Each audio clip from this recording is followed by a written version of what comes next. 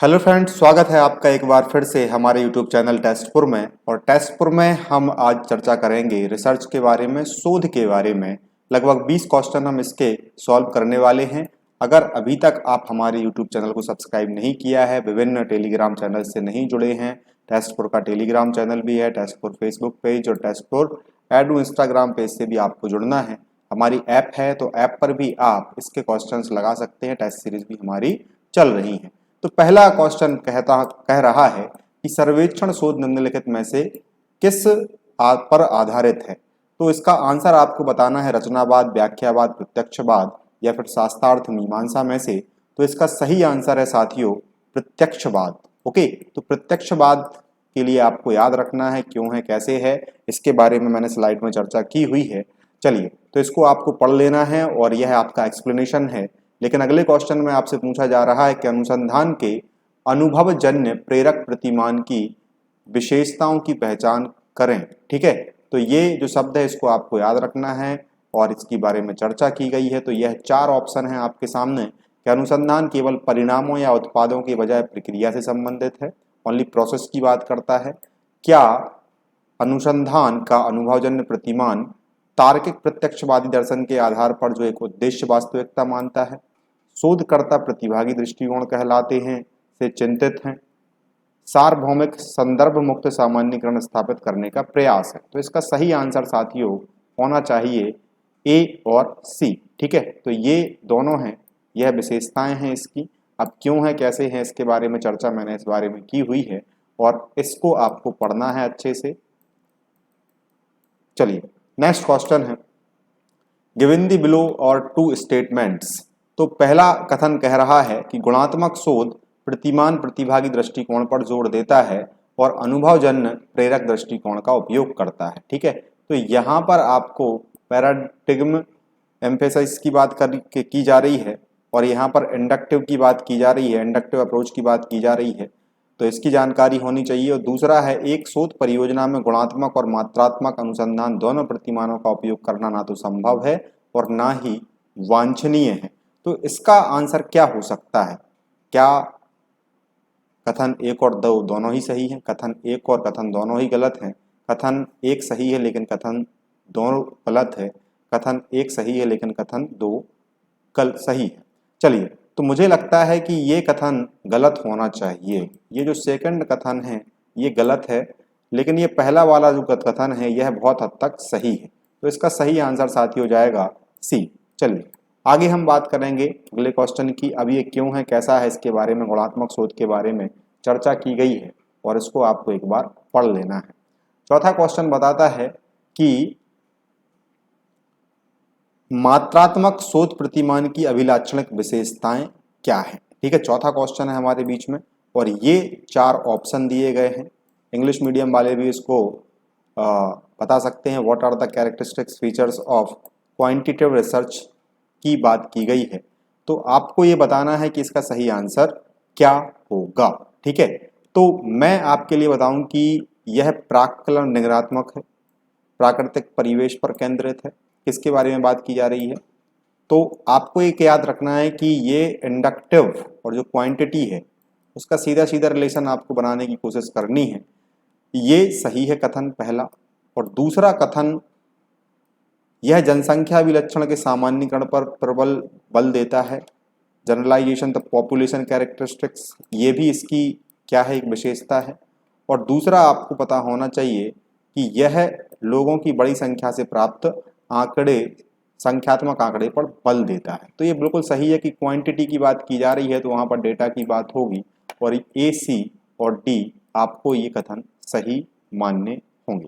चलिए, क्यों है, तो इसके बारे में थोड़ी सी चर्चा की गई है यहाँ पर और यहाँ पर वेरिएबल्स की भी बात की गई है, तो इसको आप पढ़ सकते हैं। नेक्स्ट क्वेश्चन है परिकल्पनात्मक हाइपोथेटिक एंड डिडक्टिव रिसर्च की बात की जा रही है। तो परिकल्पनात्मक निगमनात्मक शोध प्रतिमान का प्रयोग करने में निम्नलिखित में से किस क्रम का उपयुक्त माना जाना सही है। ठीक है, तो इस क्रम को एक बार आप पढ़ लीजिए और इस क्रम में हम बताएंगे आपको कि कौन सा सही इसका आंसर हो सकता है। मोस्ट इंपॉर्टेंट क्वेश्चन है ये और यहाँ से क्वेश्चन आने की आपको पूरी संभावना है। ठीक है, तो अगर आप हाइपोथेटिक रिडक्टिव रिसर्च की चर्चा कर रहे हैं तो उसमें आपको कौन सा क्रम अपनाना चाहिए।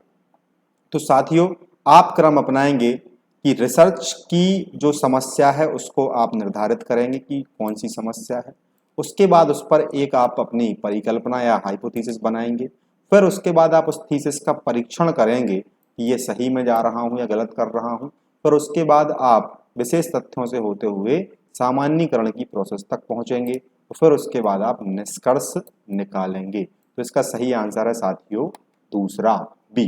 ठीक है, चलिए नेक्स्ट बढ़ते हैं। ये क्वेश्चन एनटीए नेट में आ चुका है और मुझे लगता है कि इसको एमपीपीएससी रिपीट करेगी। 6 थिंक हैट्स के अनुसार निम्नलिखित में से कौन सा रंग भावनाओं, अंतर्ज्ञान, भावनाओं पर केंद्रित है? रेड, येलो, ब्लू और व्हाइट। तो मैं आपको बता दूं कि जब ये 6 हैट्स यूज किए जाते हैं, एक एडवर्ड बानो थे, उन्होंने एक कंसेप्ट दिया था, तो ब्लू वाला सबसे पहले यूज किया जाता है और समस्या की प्रॉब्लम क्या है, उसका डेटा कहाँ से आएगा, कैसा आएगा, उसके बारे में चर्चा की जा रही है। और इनकी जो किताब थी ये 6 थिंकिंग हेड्स, इसको पढ़ करके कई लोगों ने अपनी समस्याओं का निदान किया है, कई अच्छी कंपनियां इस पर रन करती हैं। वाइट क्या है, येलो क्या है, रेड क्या है, तो इसके बारे में चर्चा करेंगे। उससे पहले मैं आपको आंसर बता दूं, ये आंसर होगा इसका रेड। ओके, भावनाओं के लिए अंतर्ज्ञान को यह बताता है। अब एडवर्ड बोनो ने 6 अलग अलग दिशाओं में प्रॉब्लम्स की पहचान करने में मस्तिष्क को जहाँ चुनौती दी जा सकती है, तो उसमें से ये हमने कुछ निकाले थे। ब्लैक का आपको याद रखना है, टेंशन वाला कलर है ही, तो ये सावधानी, गंभीर निर्णय जहाँ आपको लेना, जहाँ खतरा दिखाई देता है वहाँ पर। ग्रीन है रचनात्मक चिंतन या सृजनात्मक क्रिएटिविटी का प्रतीक है। क्यों है? क्योंकि आपको ये याद रखना है कि नेचर भी क्रिएटिव है और नेचर का कलर भी लगभग हरा आपको पेड़ पत्तों में देखने के लिए मिलता है। पीला आशावाद, ये पॉजिटिविटी का है, येलो। ठीक है, ये पॉजिटिविटी, पीला से पॉजिटिविटी और पीला से पीला आप याद रख सकते हो। वाइट जो है वह डेटा, तथ्य, सूचनाओं का है और ये प्रोसेस का है और इसको आपको याद रखना है। ऐसा नहीं है कि 6 के 6 यूज करने हैं, कोई भी यूज कर सकते हैं आप। ठीक है, चलिए इसके बारे में अगर ये आपको सही दिखाई दे रहा है तो ठीक है, वरना इस क्वेश्चन को मैं अलग से कराऊंगा। ये 7वां क्वेश्चन था हमारा, इस क्वेश्चन को हम अलग से करेंगे। 8वें क्वेश्चन को देख लेते हैं। The kind of sample that is simply available to the researcher by the virtue of its accessibility is non. प्रतिचयन के उस प्रकार को किस रूप में जाना जाता है जो मात्र अपनी पहुंच के कारण शोधकर्ता को उपलब्ध है? ठीक है, ये बहुत सारा डेटा है और प्रतिचयन किसे कहा जाएगा? इसमें से आप हर तरीके के लोगों को छोटे छोटे डेटा के रूप में ले लेते हो, एक छोटा सा प्रारूप आप उसका बना लेते हो, उसको आप प्रतिदर्श बोल सकते हो। ठीक है, एक सैंपल बोल सकते हो, सैंपल को हिंदी में आप प्रतिदर्श बोलते हो। ठीक है, तो कोटा प्रतिचयन, स्नोबॉल प्रतिचयन, सुविधाजनक प्रतिचयन या फिर बैप प्रतिचयन, तो ये है कन्वीनियंस प्रतिचयन, सैंपलिंग, इसको आपको बताना है। ठीक है, ये इसका सही आंसर है। इसके बारे में चर्चा मैंने यहाँ पर की हुई है, आप थोड़ा सा देख सकते हो। नेक्स्ट क्वेश्चन है 9वां question. One of the following is not the objective of action research. क्रियात्मक अनुसंधान का उद्देश्य नहीं है।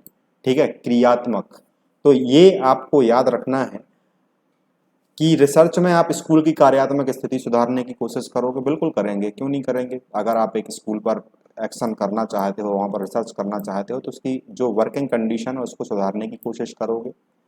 To stimulate the students to rise their standard of learning, बच्चों की जो अध्ययन का स्तर है उसको ऊंचा उठाने के लिए प्रेरित करोगे। बच्चों को विद्यालय जाने के लिए प्रेरित करेंगे। To organise healthy and congenial environment for effective learning, प्रभावी अध्ययन के लिए स्वास्थ्य और संज्ञानात्मक पर्यावरण आयोजित करेंगे। तो स्कूल में रह करके आप क्या चीज़ें कर सकते हो, उसकी एक्शंस, उसकी जो वर्किंग कंडीशंस है उसको उठा सकते हो, लेकिन आप ये नहीं कर सकते कि बच्चों को विद्यालय जाने की प्रेरित करें। विद्यालय आए वो, है ना, अच्छी बात है और उसको मोटिव तो करना ही है, लेकिन जाने के लिए प्रेरित करने का काम अभिभावक का है, सरकारों का है। आप घर घर जाके थोड़ी करोगे कि आओ बच्चों विद्यालय जाओ। मुझे लगता है कि ये नहीं होना चाहिए इसमें। बाकी आप स्कूल के अंदर का परिवेश कैसा बना सकते हो, उसमें काम कैसे कर सकते हो, वो इसका सही आंसर जाना चाहिए। ठीक है, नेक्स्ट क्वेश्चन है कि शैक्षिक जो शोध है, एजुकेशनल रिसर्च है, उसका उद्देश्य क्या है? ठीक है, तो इसका आंसर आपको बताना है। प्रमुख समस्याओं की पहचान करना जिनका समाधान करना आवश्यक है, शिक्षा की प्रक्रिया में अंतर्निहित नए तत्वों तथा सिद्धांतों की खोज करना, शिक्षा के उद्देश्यों की पहचान करना, उन मूल्यों की पहचान करना जिन्हें विद्यार्थियों में विकसित करने की आवश्यकता है। आपको लग रहे होंगे कि ये चारों सही हैं, ठीक है, लेकिन इसमें से भी सबसे बेहतरीन जो है वह है शिक्षा की प्रक्रिया में अंतर्निहित नए तथ्यों और सिद्धांतों की खोज करना, ठीक है। ये एजुकेशनल रिसर्च का एक उद्देश्य आपको याद रखना है, ठीक है। नेक्स्ट क्वेश्चन है आपका एक्सटर्नल वैलिडिटी इन रिसर्च, जो बाहरी वैधता है, ठीक है। ये आपको पढ़ने के लिए मिलेंगे सारे के सारे रिसर्च में टॉपिक्स, ठीक है। तो इनका तात्पर्य क्या है? द रिगर ऑफ स्टडी, अध्ययन की कठोरता होनी चाहिए, या ये आनी है एक प्रक्रिया की सटीकता है, या आपके जो प्रोसीजर है उसमें एक्यूरेसी होनी चाहिए। और एक्सटर्नल वैलिडिटी की बात की जा रही है, क्वेश्चन को ध्यान में रखना। शोध समस्या का शोधकर्ता से व्यक्तिगत जीवन से संबंध है, या फिर परिणाम प्रदान करने वाले सामान्यीकरण की सीमा है। तो मुझे लगता है कि इसका सही आंसर होना चाहिए कि आप जब कोई रिसर्च करते हो और फिर उसमें जब आप जनरलाइजेशन की सीमा तक पहुंचने की कोशिश करते हो तो वहाँ पर आपको थोड़ी सी कठिनाइयाँ देखने के लिए मिलेंगी और वहाँ पर वैलिडिटी का प्रश्न चिन्ह भी लगने की उम्मीद रहती है। तो इसका सही आंसर डी जाना चाहिए, ठीक है, कि परिणाम प्रदान करने वाले सामान्यीकरण की सीमा जो है वह अनुसंधान में बाहरी वैधता होती है, ठीक है। चलिए नेक्स्ट क्वेश्चन है आपका, अनुसंधान रिपोर्ट लिखने की व्यक्तिगत शैली निम्नलिखित में से किस अनुसंधान में स्वीकार्य है, ठीक है। अनुसंधान रिपोर्ट लिखने की व्यक्तिगत शैली निम्नलिखित में से किस अनुसंधान में स्वीकार है? ग्राउंडेड थ्योरी रिसर्च में, मल्टीपल ये क्वेश्चन हो सकते हैं इसके, प्रायोगिक अनुसंधान में है, प्रतिभागी अवलोकन आधारित अनुसंधान में है, ऐतिहासिक अनुसंधान में, या फिर केस स्टडी में है। तो मुझे इसका आंसर पता है कि इसका आंसर होना चाहिए ए ग्राउंडेड थ्योरी, फिर होना चाहिए पार्टिसिपेंट ऑब्जर्वेशन बेस्ड रिसर्च, और फिर होना चाहिए केस स्टडी, ठीक है। इसका आंसर ये क्यों होगा इसके बारे में मैंने इस स्लाइड में चर्चा की है, आपको एक बार पढ़ना है। तब तक हम चलते हैं अगले क्वेश्चन के लिए। 13वां क्वेश्चन बोलता है हमारे सामने कि निम्नलिखित में से किस अनुसंधान, है ना, किस अनुसंधान विधियों में बदलाव और चरों का नियंत्रण सैंपल की यादृच्छिकरण दो, यादृच्छिकरण मतलब रैंडमाइजेशन की प्रक्रिया जो होती है उसमें दो बुनियादी आवश्यकताएं, ठीक है। बदलाव और चरों का नियंत्रण मतलब जो वेरिएबल्स होते हैं उनमें चेंजेस होते हैं तो उसको कैसे कंट्रोल करना है, और सैंपल का जो रैंडमाइजेशन है उसको आपको कैसे देखना है। ये दो बुनियादी आवश्यकताएं किस वाली रिसर्च में आपको देखने के लिए मिलेंगी, ठीक है। तो इसका सही आंसर होना चाहिए कार्योत्तर वर्णनात्मक केस स्टडी और प्रायोगिक अनुसंधान में। मुझे लगता है कि एक्सपेरिमेंटल रिसर्च में इसका आंसर सही है। ये अनुसंधान की विधियों में क्या है कि जब आप एक्सपेरिमेंटल करोगे, एक्सपेरिमेंट करके कोई रिसर्च की ओर जाओगे तो आप में ये दो वेरिएबल्स आपको देखने के लिए मिलेंगे। चलिए, तो ये आपका आंसर था, इसको एक बार और देख सकते हैं आप, इसको एक बार आपको पढ़ लेना है और अधिकांशतः कोशिश करनी है कि आप इंग्लिश वाले टर्म्स को भी याद रख सकें। 14वां क्वेश्चन है कि निम्नलिखित में से कौन सी अनुसंधान प्रक्रिया उत्तर प्रत्यक्षवादी दृष्टिकोण के अंतर्गत आएगी, ठीक है। नॉर्मेटिव, एक्सपेरिमेंटल, एथनोग्राफिक और एक्स पोस्ट फैक्टो। क्या बोल रहा है? उत्तर प्रत्यक्षवादी दृष्टिकोण, ठीक है। तो ये पॉजिटिविस्ट और पोस्ट पॉजिटिविस्ट वाली कहानी है। इनका जो आपको आईसाइट है या फिर आपको जो अप्रोच है उसके अंदर आपको पढ़ना पड़ेगा। तो इसका सही आंसर है साथियों एथनोग्राफिक स्टडी, निर्वंश विज्ञान अध्ययन, ठीक है। इनके बारे में मैंने यहाँ पे चर्चा की है, तो 14वें का आंसर जाएगा सी।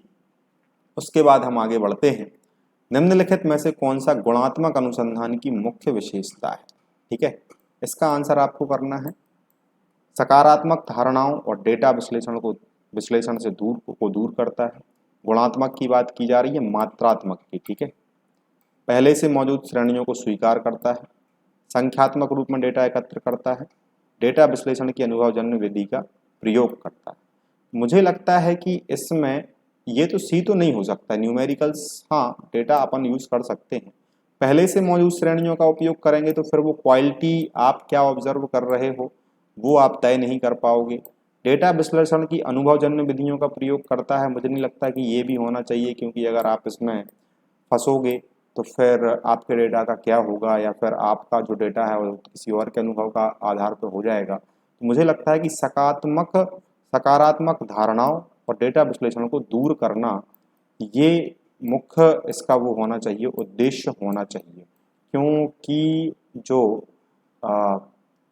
धारणाएं बन जाएंगी और फिर डेटा जो आपकी धारणाओं के अनुसार उपलब्ध रहेगा, तो फिर उस पर आपकी रिसर्च ठीक नहीं हो पाएगी। तो मुझे लगता है इसका आंसर ए जाना चाहिए। ठीक है, चलिए नेक्स्ट है आपका। अब ये क्यों होना चाहिए, कैसे होना चाहिए, इसके बारे में चर्चा की गई है यहाँ पर, तो आप इसको देख सकते हो पॉज करके। नेक्स्ट है, एक विश्वविद्यालय का शिक्षक ग्रामीण बच्चों की आकांक्षा के स्तर और उपलब्धि के बीच संबंध का अध्ययन करना चाहता है, तो शोध कौन सा डिजाइन इस संदर्भ में सबसे उपयुक्त होगा? प्रयोगात्मक, पूर्वव्यापी, ऐतिहासिक शोध डिजाइन या फिर सर्वेक्षण शोध डिजाइन। ठीक है, चलिए तो इसके बारे में हम देखते हैं कि ये चर्चा कर रहे हैं कि ex factor research design is most suitable when a university teacher intends to study the relationship between the level of aspiration and achievement of rural children. तो एक्सप्लेनेशन बोलता है कि पूर्वव्यापी शोध डिजाइन होना चाहिए। अब ये जब आप पूरे डिजाइन पढ़ लोगे, शोध के प्रकार पढ़ लोगे, तब आपको ये चीजें समझ में आएंगी। तो आई होप कि आप पढ़ते जा रहे हो और उसके साथ साथ हम इसकी क्वेश्चन प्रैक्टिस भी करते जा रहे हैं। ठीक है, नेक्स्ट क्वेश्चन है, एक कॉलेज का शिक्षक, वहां पर एक यूनिवर्सिटी का था, यहाँ पर एक कॉलेज का शिक्षक है, ऐसे शोध कार्यक्रम की योजना बनाता है। कार्यक्रम को विशेष रूप से आपको याद रखना है, जिसमें वह शिक्षण के दौरान अपने कक्षा के माहौल के सामाजिक पहलू को सुधारने का उद्देश्य रखता है। मतलब वो चाहता है कि आपकी क्लास का जो एनवायरमेंट है वो सुधर जाए। तो कौन सी शोध विधि उपयुक्त होगी? प्रयोगात्मक होगी, वर्णनात्मक होगी, इतिहासात्मक होगी या फिर क्रियात्मक होगी? तो मुझे लगता है कि जब आप कोई एक्शन करोगे क्लास के अंदर, तभी तो आप उसको एनवायरनमेंट को चेंज कर सकोगे। तो इसका सही आंसर साथियों जाना चाहिए कि क्रियात्मक अनुसंधान जो विधि है उसके अनुसार आपको एक्शन होगा और फिर उस पर आपको स्टडी करनी पड़ेगी। चलिए नेक्स्ट क्वेश्चन जो है आपका वो है, अनुसंधान में निम्नलिखित में से कौन सा चरण अनुसंधान नैतिकता की सबसे कम असुरक्षित है? तो नैतिकता की बात भी हमारे सिलेबस में की गई है, तो इसको आपको एक बार पढ़ना है। अनुसंधान चर की पहचान करना, अनुसंधान चर को परिभाषित करना, डेटा संग्रह करना, डेटा विश्लेषण करना, शोध परिणामों की रिपोर्टिंग करना, और इनमें से आपको बताना है कि अनुसंधान में निम्नलिखित में से कौन सा चरण अनुसंधान नैतिकता के लिए सबसे कम असुरक्षित है, मतलब कि सबसे कम उसमें आपको चेंजेस करने की आवश्यकता नहीं होगी। ठीक है, तो इसका साथियों आंसर जाना चाहिए ए और बी, मतलब कि ऊपर के जो ऑप्शन है वो कम असुरक्षित हो सकते हैं आपके लिए अनुसंधान नैतिकता के लिए, बाकी पर आपको ध्यान देना पड़ेगा। ठीक है, चलिए नेक्स्ट क्वेश्चन है आपका, अनुसंधान का सर्वश्रेष्ठ अर्थ क्या है? ये क्वेश्चन आएगा क्योंकि डायरेक्ट क्वेश्चन लिखा हुआ है उसमें कि बेस्ट मीनिंग ऑफ रिसर्च, मतलब कि आपके सिलेबस में भी लिखा है मीनिंग क्या है, मतलब क्या है। ठीक है, तो ये बहुत कंफ्यूज करने वाले हैं आपको, आप तो इसमें बिल्कुल अपनी बुद्धि भी लगाएंगे तो भी आप इसमें क्या हो सकते हैं, कंफ्यूज हो सकते हैं। ज्ञान के सृजन और अनुप्रयोग के लिए वैज्ञानिक विधि को पद्धति को अपनाना, समस्याओं की समाधान के लिए महत्वपूर्ण रचनात्मक सोच को अपनाना, अवलोकन किए गए आंकड़ों के आधार पर सामान्यीकरण पर पहुंचना, जीवन के सार्वभौमिक भौतिक की सत्य करना। सबको लग रहा होगा कि डी है, कोई रिसर्च करेंगे तो क्यों करेंगे, ये तो हैं सारे के सारे हैं, लेकिन ऐसा लग रहा होगा कि डी का सही होना चाहिए आंसर, लेकिन ये गलत है।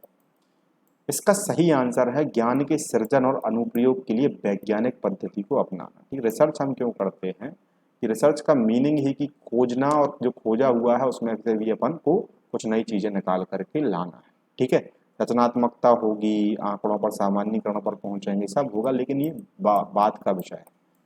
मीनिंग या फिर उसका हम क्यों कर रहे हैं रिसर्च, उसका एक मोटिव होता है और उस मोटिव के पीछे छुपा होता है साइंटिफिक रीजन। ठीक है, प्रूव करने की कोशिश हम कुछ करते हैं। चलिए नेक्स्ट क्वेश्चन है, तो इसका आंसर आपको याद रखना है कि adoption of scientific method and for creation and application of knowledge. Next है, ये क्वेश्चन ऐसे एनटीए नीट में पूछे जा चुके हैं। तनावपूर्ण जीवन का परिणाम दिल का दौरा क्यों होता है कि अध्ययन के लिए किसके रूप में वर्गीकृत किया जा सकता है? मतलब अगर इसकी स्टडी करना चाहो तो वो स्टडी किस प्रकार की रिसर्च होगी? ठीक है, वर्णनात्मक होगी, व्याख्यात्मक होगी, सहसंबंधी होगी या व्यवहारता शोध होगी? तो अब किसी किसी को लग रहा होगा कि ये कोरिलेशन वाली कहानी हो गई है कि तनावपूर्ण होगा जीवन तो फिर दिल का दौरा आएगा। लेकिन इसका सही आंसर है साथियों कि हमें इसकी व्याख्या करनी है क्यों लगा करके, कि क्यों होता है। अगर आप स्ट्रेस लोगे तो आप स्ट्रेस के बाद आपको टेंशन बढ़ेगी, टेंशन बढ़ी तो हो सकता है कि दिल का दौरा पड़ जाए, है ना। तो ये उसकी व्याख्या करनी पड़ेगी, एक्सप्लेनेटरी रिसर्च हो जाएगी कि आप उसके कारण तक पहुंचना चाहते हो। ठीक है, चलिए, तो यहाँ तक था आज हमारा सेशन। सभी सोशल मीडिया प्लेटफॉर्म्स पर आपको जुड़ना है, चैनल को सब्सक्राइब करना है, अपने दोस्तों के साथ शेयर करना है। बहुत ही जल्दी हम मध्य प्रदेश लोक सेवा आयोग के सिलेबस पर भी सीरीज लेकर के आ रहे हैं और काफ़ी अच्छे अच्छे क्वेश्चंस मैं आपको यहाँ पर सॉल्व कराऊंगा ताकि आपका नॉलेज इंक्रीज हो सके, और जो भी मैंने इसमें चीज़ें डाली हुई हैं उनको आपको ज़रूर देखना है। ठीक है, चलिए मिलते हैं अगले सेशन में, बहुत ही जल्द मिलेंगे।